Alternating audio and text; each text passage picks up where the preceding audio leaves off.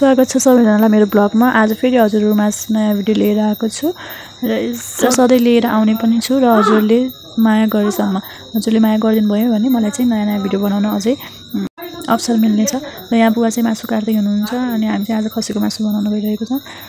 Finally बुवाले मासु काटेर पनि सक्नुभयो र मैले बनाउनतिर लागिरहेको छु। र यहाँ मैले फर्स्टमा तेल हाल्छु अनि त्यसपछि चर्फी हुन्छ, चर्फीलाई तेलमा तारेर निकालेर राख्छु। उसमा चाहिँ त्यो चाहिँ छुट्टै झन् धेरै हुन्छ नि त, पछि मासुमा चर्फी भनेर चाहिँ निकालेर राखेर अनि यसरी तारेको चर्फीलाई चाहिँ खान पनि सकिन्छ। मैले चाहिँ नुन हालेको छु पहिले नै, मलाई चाहिँ खान मनपर्छ, म चाहिँ खान्छु।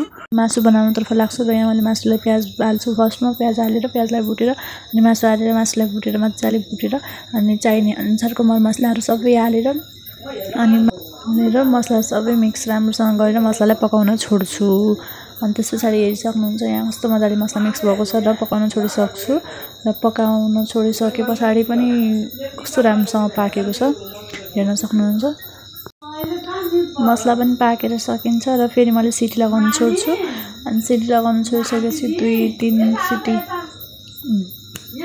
3 सिटी जति लगाउँछु अनि मजाले पाकेको हुन्छ। 3 सिटी लगाइसकेपछि मासु एकदमै राम्रोसँग पाकेको हुन्छ। हेर्न सक्नुहुन्छ कस्तो दामीसँग पाकेको छ, हुन्छ कस्तो मजाले पाकेको छ।